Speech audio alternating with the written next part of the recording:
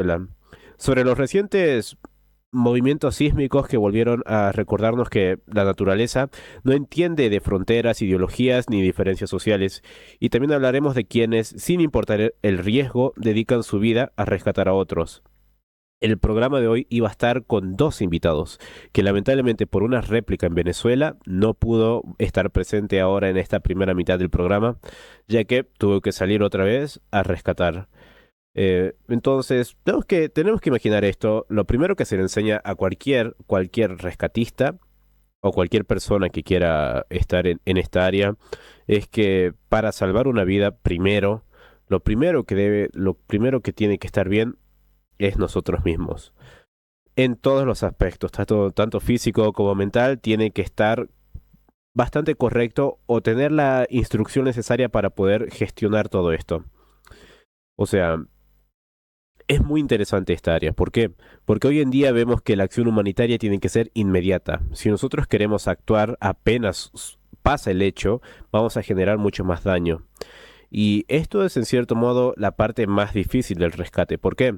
Porque vos vas a ver de que hay gente corriendo, gente que lleva cosas, gente que hace un montón de esto, pero a la vez esa gente, por su intención de ayudar, puede llegar a atrasar todo más o generar problemas o inclusive esas personas volverse en más víctimas, que es una de las cosas que pasa. O inclusive podemos llevar a ver cosas que nunca nos habríamos imaginado, como lo que sucedió en Venezuela, muy similar a lo que pasa hoy en día con los tours de los cementerios, gente que convoca turistas para llevarlos por las zonas más afectadas del terremoto y cobrar por eso. Entiendo que es una necesidad, pero a la vez puede perjudicar mucho el trabajo del rescatista y sobre todo las relaciones, em, podríamos decirle, de comunicación en este caso del país, porque tratan de reservar un poco también para controlar a las familias. No tratan de reservar tanto para decir de que están mal, sino más se prioriza no tener tantas noticias con respecto a todo esto de cuántas víctimas, qué nombres específicos. Sí hay una lista, pero se tienen que tener mucho cuidado para no afectar a los familiares. ¿Por qué? Porque en toda emergencia, en todo desastre, tenemos que ver los tres tiempos, como se dice: el antes, el durante y el después. El antes es cuando creamos una conducta de prevención. Algo que que se implementa bastante en Salta. Pero lo cierto es que una buena conducta de prevención tiene que partir directamente de una buena base de respuesta, cosa que acá no está pasando. Y sí, imaginemos esta situación hoy en día que les voy a decir en claro. Hay cuerpos de rescate en Salta que fueron convocados justamente para ir a Venezuela, pero al ser tan pocos, no pueden dejar desprotegida Salta e irse para Venezuela. Eso es como base. Y aquellos cuerpos de rescate que tienen instrucción, lamentablemente no saben cómo realizar la gestión para poder ir hasta allá. Partiendo de esa base, de que por un lado no hay una cantidad suficiente de capital humano para poder atender a un desastre, tenemos que llegar a entender que si llega a suceder algo acá en Salta, va a ser bastante trágico y esperemos que no sea así. Es más, hace poco el ex ministro de Seguridad, Gastón Solau Sandivaras, justamente que acaba de renunciar hoy, no por nada de nada de esto, sino porque se fue a otra área para estar un poco más cómodo. Tenemos que ver realmente cómo es que podemos llegar a trabajar la emergencia desde el lado del rescate. Entendemos que el rescate, llegar a hacerlo, consolidarlo como un oficio o consolidarlo como un área específica, mayormente se lo toma como una especialidad, el rescate. Hay bomberos que están especializados en rescate, hay técnicos en higiene y seguridad que se especializan en esto. También en otras áreas, inclusive la medicina, está la emergentología, que a veces se llega a tocar algo de la atención prehospitalaria, que es este caso, y no tanto intramuro. Así que son detalles bastante interesantes que hay que prestar atención con respecto a todo esto. Hay que entender una cosa: ¿qué ocurre cuando sucede un terremoto? Cuando pensamos en un terremoto, imaginamos edificios cayendo, pero en sí un terremoto comienza mucho más antes. Hay que entender que, por supuesto, que nuestro planeta está vivo, además en nuestra universidad entendemos bastante bien esto. Debajo de nuestros pies existen enormes placas que se deslizan constantemente, las placas tectónicas. Cuando los dos acumulan energía durante años o incluso siglos, llega un momento en el que la energía se libera. Y esto es muy curioso. Hoy íbamos a hablar con un geólogo que lamentablemente no puede porque tiene la agenda explotada, que justamente su trabajo es investigar las fallas de nuestro suelo. Justamente donde estamos nosotros en Salta, estamos arriba de una gran falla y que puede saltar en cualquier momento. Pero ese es su área de estudio, lo está trabajando, trata de ver métricas y todo esto. Y nos iba a dar una perspectiva un poco más detallada de lo que realmente sucede a la hora de un terremoto y todo esto con respecto a las réplicas. Y hay que entender que en ese momento una ciudad queda completamente paralizada. Se cortan las comunicaciones, se interrumpe la electricidad, colapsan los hospitales, las rutas quedan bloqueadas porque hay gente que quiere salir a otro lado donde supuestamente es más seguro, o quieren ir a ver a familiares, o simplemente del shock quieren escapar. Los aeropuertos dejan de funcionar, dependiendo de la situación, y miles de personas quedan aisladas. Y ahí es donde comienza otra emergencia, no la geológica, donde se afectó únicamente estructuras y todo esto, sino en sí la emergencia humana que sale de esto, porque después del terremoto aparecen las preguntas más difíciles para estas personas. Es, ¿dónde está mi familia? ¿Quién quedó atrapado? ¿Quién necesita ayuda? ¿Y quiénes van a venir? Imaginemos esto, cada edificio colapsado, porque lo sé bastante y porque lo enseño, tiene una denominación que se le dice un punto de trabajo o un worksite para que podamos imaginarlo. En nuestro mismo campus tenemos varios edificios. Supongamos que uno se cae, bueno, ese sería nuestro único worksite para ir a trabajar ahí en esa área. Y justamente una de las preguntas que me hizo el director del Hospital Oñativa el año pasado fue: ¿qué sucede realmente si el hospital se me colapsa, se derrumba o pasa cualquier situación? ¿Quiénes van a venir a ayudarnos? Y lo cierto es que Salta está trabajando constantemente en esto para formar nuevos profesionales. Tanto así que se formó una nueva brigada USAR, las cuales es la capacitada supuestamente para todo esto, pero lamentablemente únicamente hay una. Y un estimado de cantidad de puntos de trabajo en Salta es aproximadamente entre los 50 y los 100. Y más o menos hay que entender que una vez que un equipo USAR entra, tiene 5 fases que se tienen que respetar para mantener el orden. Y lo cierto es que si tuviéramos que dividir esas 5 fases en equipos, no llegamos con el capital humano que tenemos. Está bien, la idea del orden, todo esto sí, pero lo cierto es que vamos a tener muchos curiosos, muchas personas que van a estar grabando, y el peor miedo es que se conviertan en nuevas víctimas. Y esto es importante de pensar, ¿no? Porque muchas veces creemos que los desastres ocurren bastante lejos de donde estamos nosotros, hasta que ocurren, sinceramente. Argentina también posee zonas sísmicas, como ya les dije, San Juan, Mendoza, Salta, Jujuy, Catamarca, La Rioja. No estamos exentos de todo esto. La diferencia entre una tragedia y una emergencia controla muchas veces, no, mejor dicho, la diferencia entre una tragedia y una emergencia controlada muchas veces no depende únicamente de la magnitud del sismo, depende de cuántos nos hayamos preparado antes para todo esto. Y me imagino hoy, justamente, el día del de esto que sucedió en Venezuela, mi hermano me pregunta: ¿qué es lo que tengo que hacer yo para protegerme en el caso de un terremoto? Y en cierto modo, no hay una forma directa de decirle de que va a estar bien. Lo único que le puedo decir es que se tiene que proteger en algún rincón o debajo como les enseñan, debajo de los pupitres, aunque en cierto modo puede llegar a ser mortal, dependiendo de la situación y la construcción de la escuela. Lo cierto es que las escuelas construidas por el Estado desde el 2014 hasta el día de hoy tienen una estructura que les favorece, ya que no tienen techos tan pesados y todo esto, pero igual existe el riesgo. Ahora, tenemos que pensar, como ya les dije, en esta cultura de prevención. Hay otros que dicen conducta de prevención y llegar a pensar realmente cómo lo estamos haciendo. ¿Por qué? No basta únicamente con capacitarse, ver un video, ver cómo se hace un botiquín de primeros auxilios, porque inclusive eso hoy en día no se está trabajando bastante.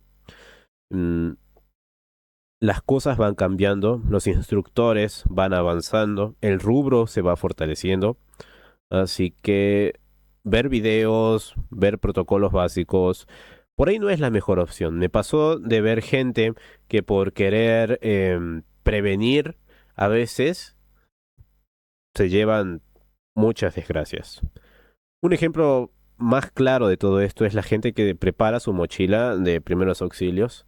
O hay gente que dice mochila de supervivencia dependiendo de la formación o el lugar donde lo estén haciendo. ¿Por qué digo esto? ¿Por qué? Porque dicen tienes que guardar en tu mochila 3 litros de agua. Además de estos 3 litros de agua, guarda comidas secas, arroz, 2 paquetes. Además de eso, tienes que guardar medicamentos, chocolate, una copia de tus llaves, dinero, vendas, gasas, yodo, povidona, agua oxigenada, ropa, ropa abrigada, ropa para tu familia. ¿Qué más te puedo decir? Inclusive para las mascotas, quienes las quieren mucho también llevan lo mismo, o llevan más inclusive. Entonces, por ahí la mochila, las personas preparan una mochila de 20 kilos y a la hora de la emergencia o ni la encuentran, no la supieron ubicar, o lo peor que pasa a veces es que por ir a buscarla en ese momento y ser tan pesada, no les da tiempo para salir. Entonces, hay distintas formas de armar todo esto, hay distintos métodos para ver prioridades, cómo ubicarse en las escuelas, cómo ubicarse en nuestro propio barrio en caso de un terremoto, qué es lo que tenemos que hacer. Pero en sí no se va a poder trabajar a menos de que quede en claro de que tenemos que tener de por sí una regulación que aplique realmente para el norte argentino, no únicamente copiar a los países primermundistas, quienes desarrollaron sus métodos y dijeron hagan esto, porque no se aplica acá, no es lo mismo hacerlo en Florida que hacerlo acá en Argentina. No es nada parecido. Pero ahora hablemos con respecto a aquellas personas que son los primeros en llegar, en este caso. Cuando todos salen corriendo, cuando todos se alejan, cuando todos gritan, entran en acción los bomberos, defensa civil, equipos USAR, que USAR significa Urban Search and Rescue, o sea, equipo de búsqueda y rescate en zona urbana, rescatistas, paramédicos, policías, voluntarios, que hay que hablar de ellos, pilotos, aquellos que se ponen a disposición para llevarlos, radioaficionados, que acá en Salta hay bastantes, médicos, enfermeros, psicólogos, especialistas en estructuras colapsadas, operadores logísticos. Hay que entender esto, que nadie rescata solo. El rescate moderno es trabajo en equipo y ese equipo necesita entrenamiento permanentemente porque un error puede costar otra vida. Entonces hay que entender que en los primeros minutos existe una regla conocida en rescate urbano. La regla las primeras 24 horas, después las 48 y después las 72. Esto es en un panorama bastante ideal. ¿Por qué? Porque hablamos de tiempos perfectos, condiciones perfectas, grandes equipos, gran personal, cosa que no pasa. Una persona atrapada puede sobrevivir varios días, es verdad, pero necesita que alguien llegue. Y llegar no es sencillo, hay edificios que son inestables. Fugas de gas es muy difícil a menos de que tengan otro tipo de dispositivo eh, dentro del edificio, porque una vez que pasan estos incidentes se cortan todo lo que es luz y gas y agua. Incendios que pueden pasar dependiendo de la situación. Cables energizados, esto depende también bastante de la situación y los materiales del edificio. Materiales peligrosos, que en realidad se refiere acá a químicos específicamente. Cada paso debe planificarse sí o sí. ¿Por qué? Porque imaginemos esta situación, se cae un edificio y van bomberos, por ejemplo. Y bomberos lo que tiene que hacer no es meterse directamente. No tiene que preparar a su gente y decirle, bueno, vayan y busquen y hagan lo que puedan. No se hace así. Lo que tienen que hacer es, lamentablemente, tener la mente muy fría, porque tienen que protegerse ellos primero para después proteger a otros más, y empezar a hacer las fases de todo lo que es la búsqueda y rescate en estructuras colapsadas, en este caso. No es muy distinto a todo lo que pasa en Salta, de personas extraviadas, hay que hacer rastrillajes y todo eso. Esto es completamente distinto. Entonces, la diferencia es clave. La diferencia entre improvisar y la otra es entrenar o aplicar métodos de fortuna. Improvisar mata. Entrenar salva en cierto aspecto. Por eso existen simulacros, por eso existen cursos, por eso existen certificaciones nacionales e internacionales, porque cuando llega una emergencia no hay tiempo para aprender. Y esto es una de las cosas que por ahí a la gente les da como cierto grado de impotencia a la hora de querer ir a ayudar. ¿Por qué? Porque ellos imaginan pasar escombros, eh, ayudar a sacar a una persona, levantarlo, trasladar una camilla, por supuesto, eso pueden hacer. Ahora, no hay tiempo para que un rescatista se ponga a explicarles cómo es que tiene que ser tal técnica, cómo es que tiene que hacer tal equipo.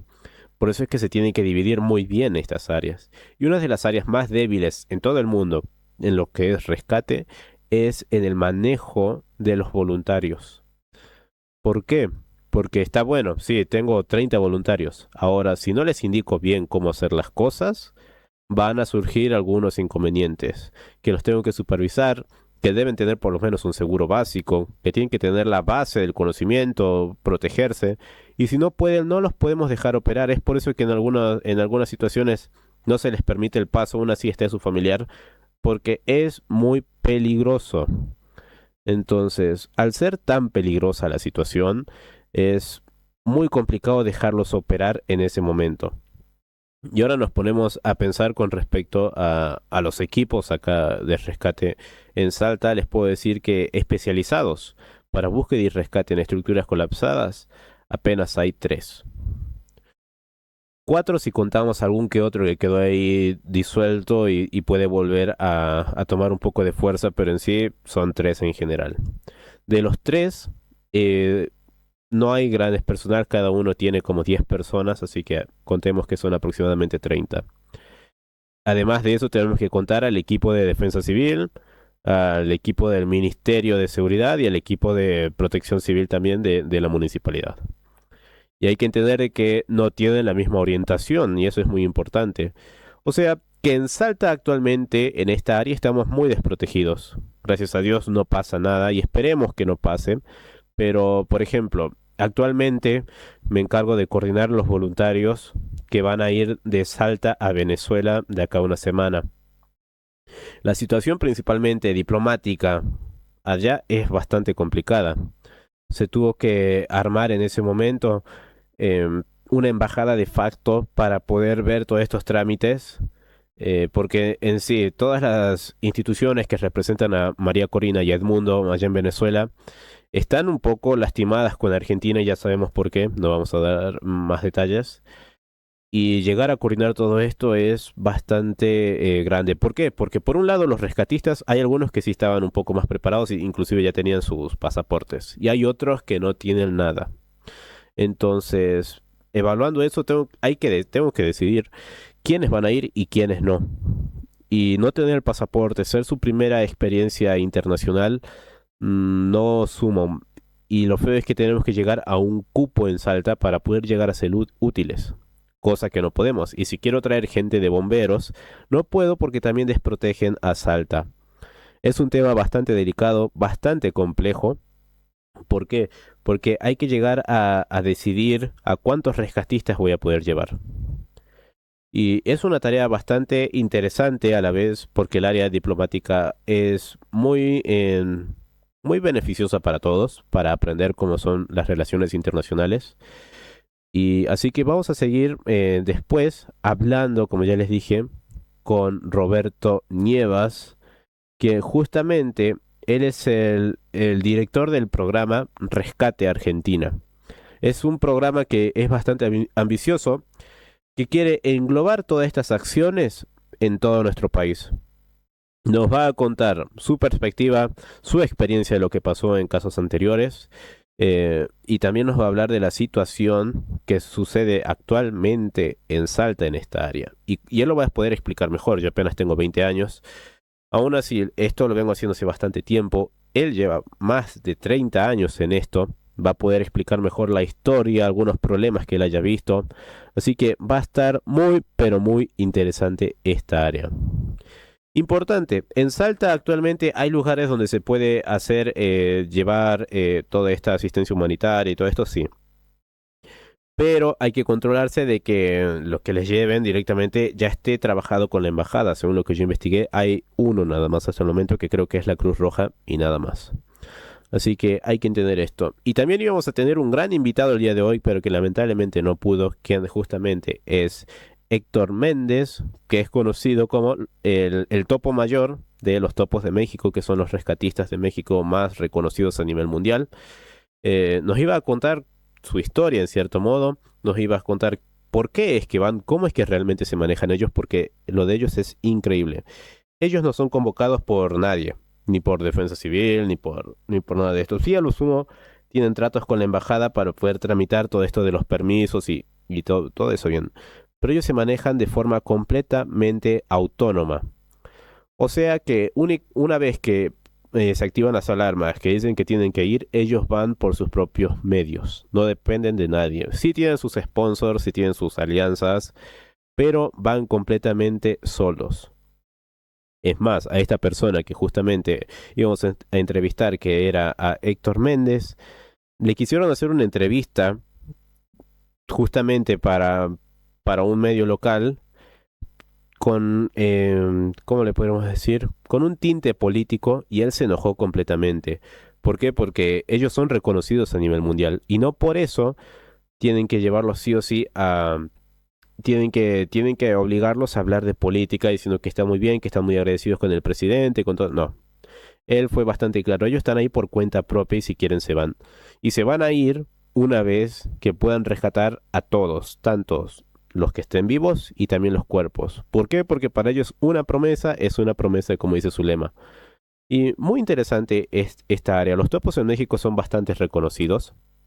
Hay muchas personas que quieren tomar capacitaciones con ellos, pero a la vez son bastante reservados. Inclusive, lo bueno de los topos es que después impulsaron muchas iniciativas de rescate, pero ninguno llegó a ser tanto como ellos. Es por una vocación, podríamos decirlo, por una necesidad que lo hacen, pero es muy importante y muy avanzada las técnicas. Hay quienes a los topos no les agradan. Por ejemplo, normativas norteamericanas no les agrada para nada las metodologías. ¿Por qué?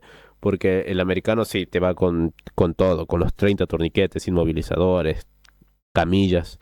Y los topos empezaron a ver y a ver y evaluar y a crear nuevos métodos de fortuna, como dicen ellos, los cuales se adaptaban mejor a la emergencia, no les hacían perder tiempo, no generaban tanto gasto, así que por eso es que es tan importante. Y una de las áreas que justamente me encanta detallar acá en Salta es las ciencias aplicadas al rescate. ¿Por qué? Porque aunque los topos idearon sus métodos así, a mí me gusta pensarlos de una forma un poco más detallada. ¿Por qué? Porque a la hora de rescatar, extricación, apuntalamientos y todo esto es importante tener conocimientos en física, tener conocimientos en química. Y son cosas que una vez que uno las estudia, únicamente por razonamiento puede hacer grandes protocolos, grandes maniobras y todo esto. Así que vamos a estar hablando. Y bien, ya estamos llegando a prácticamente el fin del primer módulo. Estamos a los 26 minutos. Nos quedan 4 minutos más para la primera pausa. Así que voy a seguir hablando con respecto a todo esto. Con respecto a lo de la embajada, que se tuvo que armar una embajada de facto para poder coordinar estos rescatistas, lo cierto es que ya prácticamente en Argentina se están acabando los rescatistas. O sea, o la gran mayoría o son bomberos y se quedan acá, o aproximadamente unos 50 recién están en Venezuela. Rescatistas que estén certificados. Otras cosas es que hablemos de los voluntarios, que eso sí pueden haber un poco más, pero no hay muchos que estén preparados y calificados para ello. Así que vamos a hablar de ese tema. ¿Por qué? Porque si alguien es rescatista, sí o sí necesita las cosas básicas para poder salir al país. O sea, lo más básico, lo único que están pidiendo en este caso es el pasaporte. Nada más que eso. Iba a decir la vacunación, pero inclusive la vacunación te la dan ellos allá en Buenos Aires. Así que no hay inconveniente con eso. Únicamente teniendo tu pasaporte y algún tipo de capacitación que sea realmente probable, vas a poder ir a Venezuela. Porque actualmente estoy tanto con el Cuerpo Operativo de Rescate Salta, el CORPS, coordinando esto, y también justamente estoy con el Rotary Club, quien está haciendo esta área para poder llevar más argentinos a Venezuela. Y fue bastante gracioso esta área que yo siempre destaco y por ahí a muchos jóvenes no les agrada mucho la idea de que sí o sí te tenés que meter con diplomacia. Es por eso que tengo algunos programas de diplomacia, porque tenemos que ver realmente cómo es que trabajamos las relaciones exteriores y cómo es que realmente nos pueden ayudar. En este caso, no haber estado en esta área no me habría dejado operativo para esto. Habría sido un rescatista más y no podría estar colaborando con conseguir los pasaportes, conseguir los trámites, ver el tema de vacunación. Entonces, poder hablar con el cónsul, con el Kaiser en otros casos, no me iban a poder.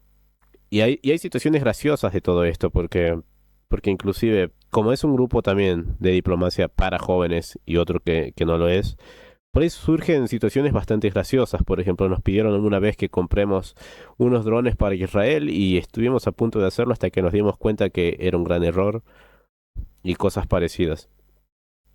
Pero bien, hay que entender esa área. La diplomacia en los jóvenes hoy en día es muy, pero muy importante.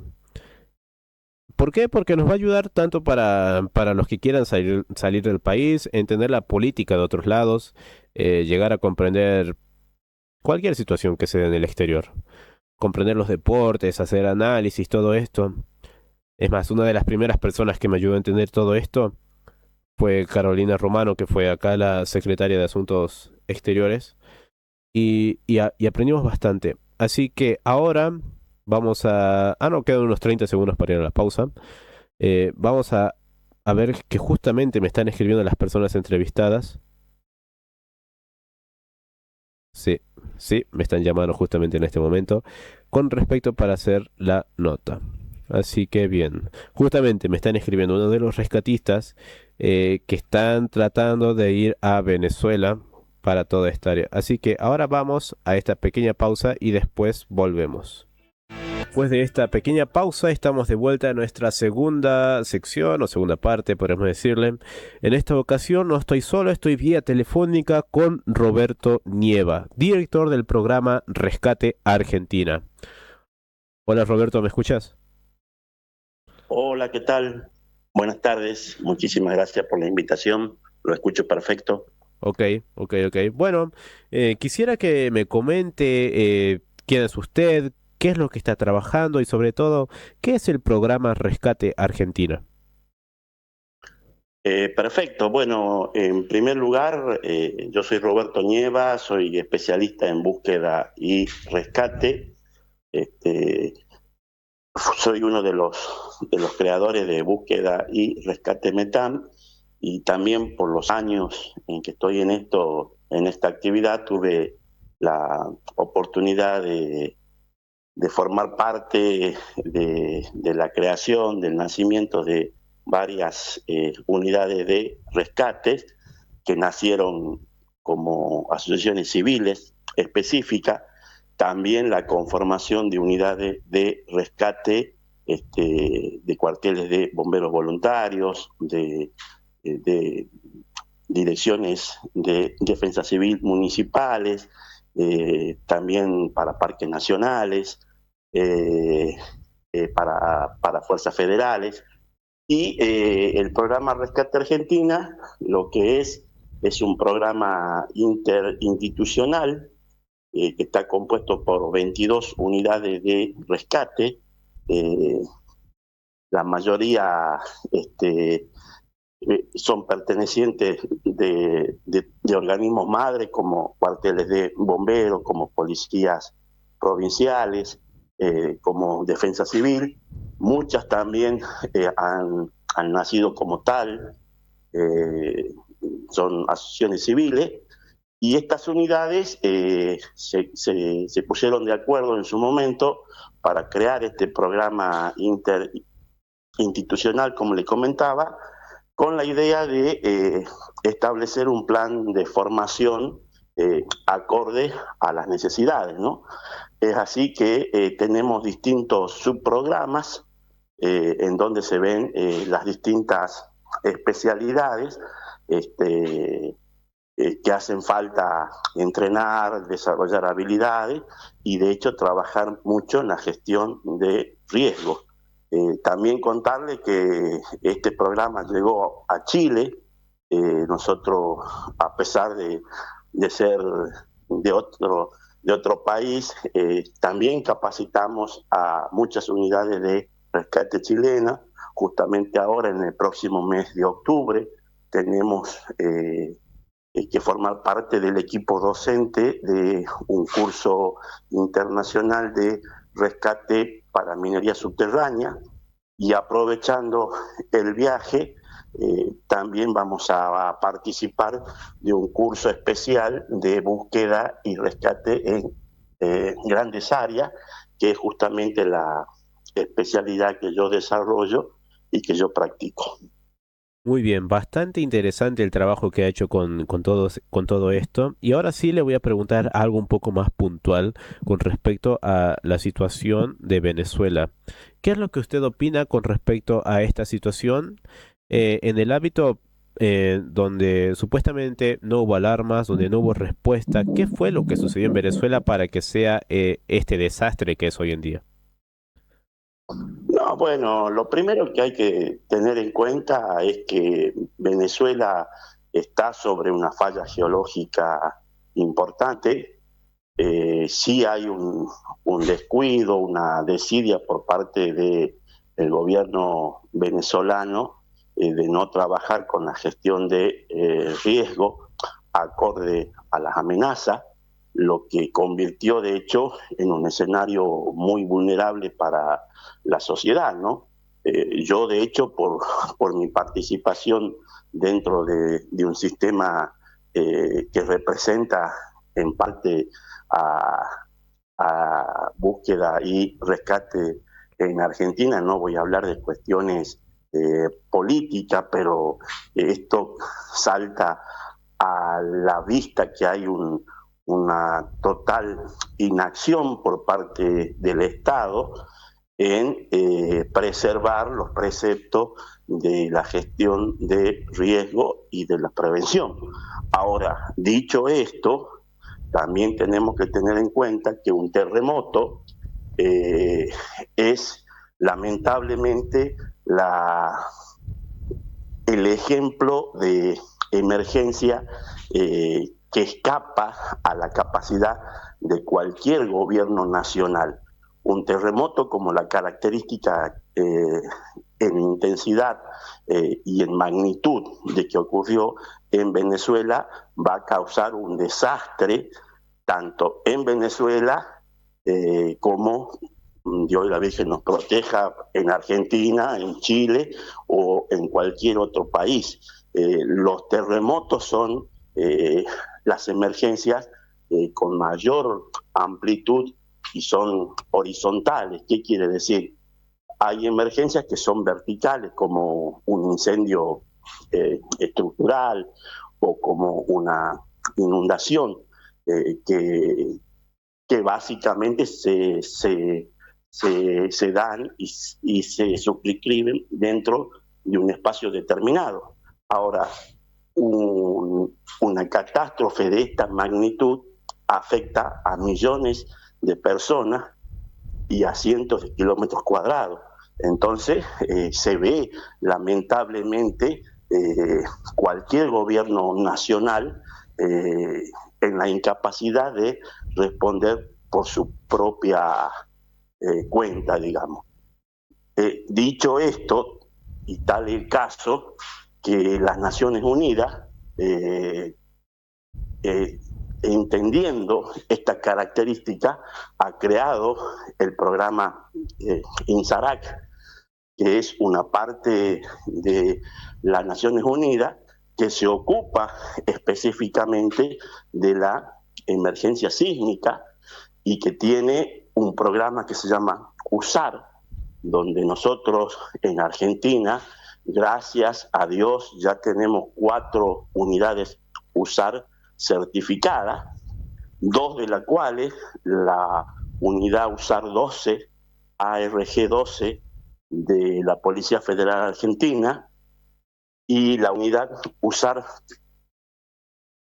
eh, 13, eso no me quiero equivocar, la unidad USAR 13 que corresponde a la Federación de Cuarteles de Bomberos Voluntarios de la provincia de Buenos Aires.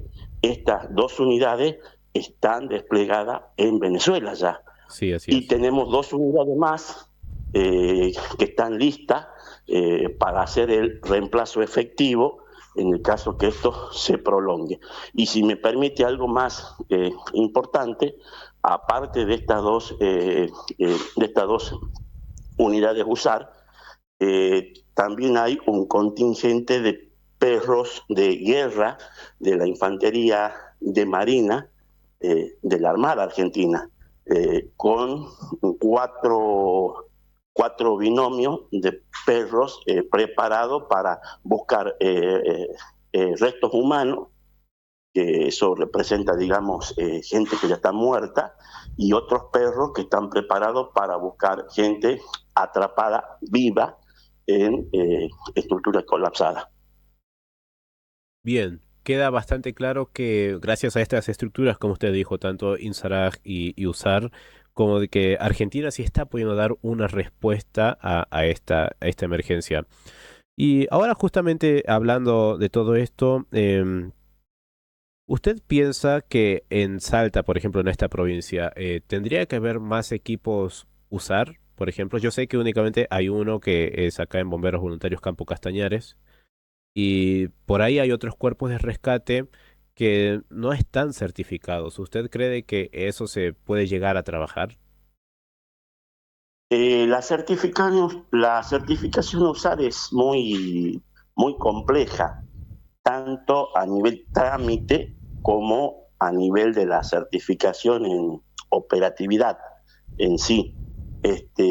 La provincia de Salta tiene ya un proyecto de hace muchos años.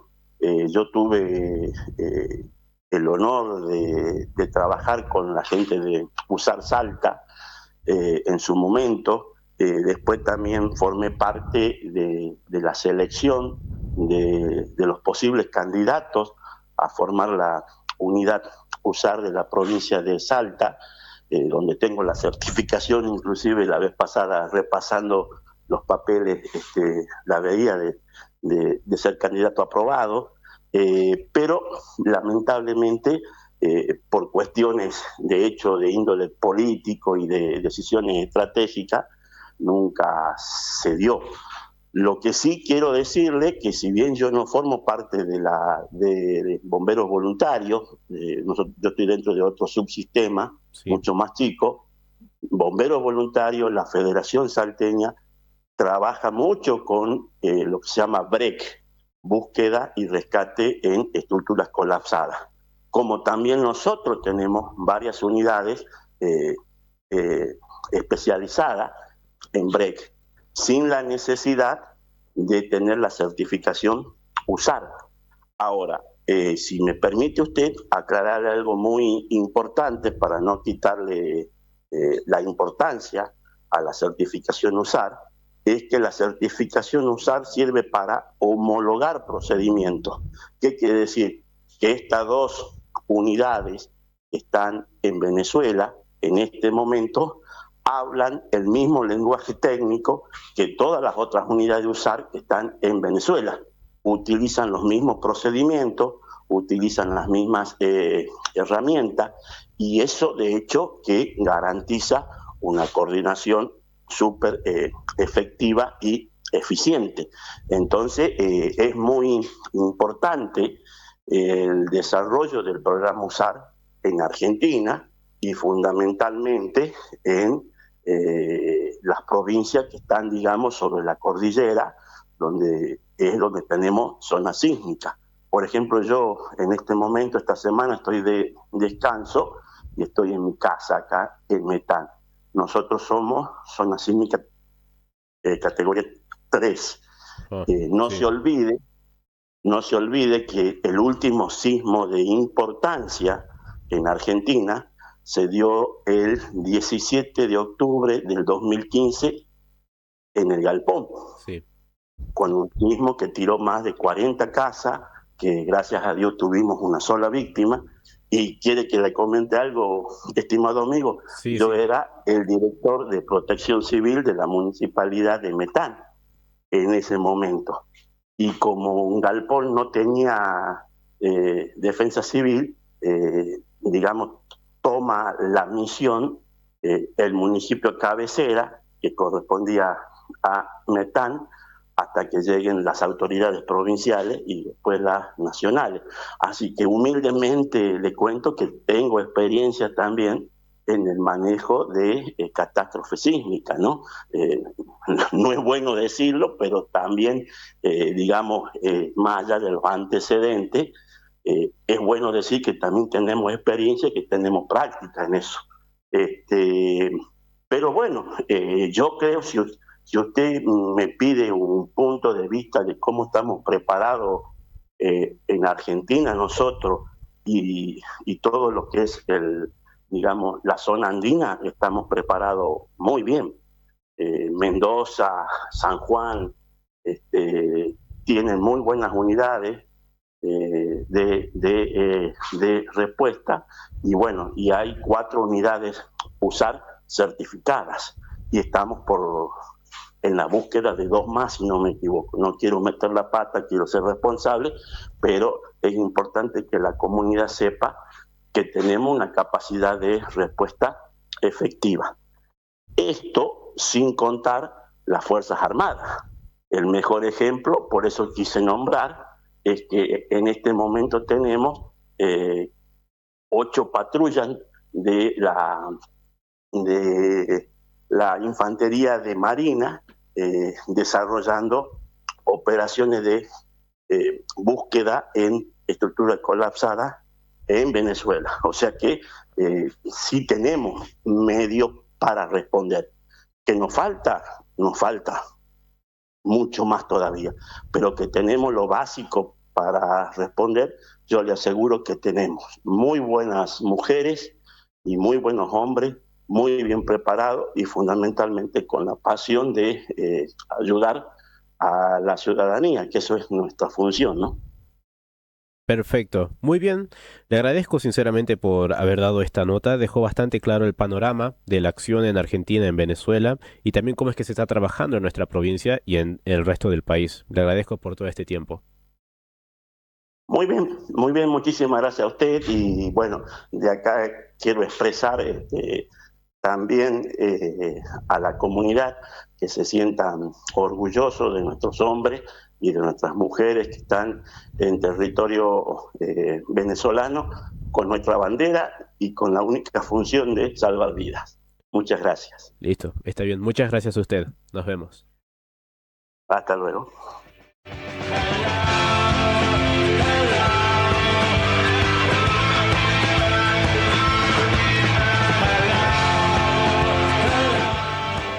Bien, ese fue Roberto Nievas y ahora vamos a tener una llamada muy pero muy corta al celular. Nos va a estar hablando Mario Villegas Flores. Él siempre estuvo acá en nuestro programa dándonos un poco de asesoramiento en esta área también. A ver si ya está recibiendo la llamada o todavía nada. Vamos a ver qué es lo que me dicen acá. Si es que nos podemos comunicar con Mario. Bien, ahora sí estamos de vuelta. Hola Mario, ¿me escuchas? Positivo, se le escucha. Perfecto. Él es Mario Villegas Flores, él es instructor emergentólogo y cascos blancos de Naciones Unidas, que también nos va a dar una perspectiva de lo que está sucediendo en Venezuela y también en Salta. Y una de las cosas también que él me comentó es que no hay nada más peligroso que un turista de emergencias. No sé qué nos puedes decir con respecto a todo esto. Bueno, buenas noches antes de todo. Sí, bueno, ya había escuchado lo que habían hablado anteriormente en la nota anterior sobre sobre qué es la emergencia, el manejo de las emergencias y cómo se están sustentando ya y cómo se están llevando a cabo las operaciones. Lo que sí, como usted dijo, es para resaltar, es cuando no se está llevando mucha gente, a pesar de que se convoca gente que esté preparada o que esté capacitada, esté idónea en el tema, porque suele suceder en este tipo de eventos que el turista de emergencias tiende a aparecer. Y definimos esto porque es muy notorio que ante un suceso catastrófico eh, aparecen estos tipos de personajes que solamente que con la voluntad de querer ayudar o querer llevar ayuda, prestar, su voluntad de querer cooperar con las personas, eh, lo que hace es ralentizar todo y entorpecer a veces la búsqueda. En otros casos es una víctima más porque no tiene la preparación tanto psicológica para estar ahí y tampoco la tiene técnicamente para desplazarse en un terreno. Cabe resaltar también que se ha visto a gente que ha estado preparada, por esto es el tema ese, por ejemplo, bomberos o personal que ya es rescatista, pero está en sus primeros pasos, llevarlos en primera instancia porque el panorama siempre es el más tétrico y por eso se demora un poco más y se trata de llevarlos ya como terceras líneas de refuerzo, segundas líneas de refuerzo de acuerdo a la madurez y a la preparación técnica que tenga el operador de campo. Ok, queda bastante claro todo esto y justamente le quería preguntar qué es lo que están haciendo, porque acabamos de hablar con Roberto Nievas, él se especializa en búsqueda y rescate en grandes áreas, que es lo que más sucede en Salta. Y ahora en este ámbito de poder realizar maniobras de break o... Sí, de break en general, Insaraj, usar, ¿qué es lo que están trabajando? ¿Con qué están trabajando? No, lo que van a ir en primera instancia van a ser los usuarios que están más calificados, o sea, ya tienen misiones, ya han completado misiones, y están más preparados, o sea, más técnicamente y psicológicamente. Estamos hablando de una catástrofe de una magnitud bastante elevada, entonces no es para cualquiera. Y por otro lado, sabemos que políticamente los vínculos están un poco rotos, entonces todo hay un proceso que no es muy dinámico, que es muy protocolar para poder llevar más personas que quieran colaborar.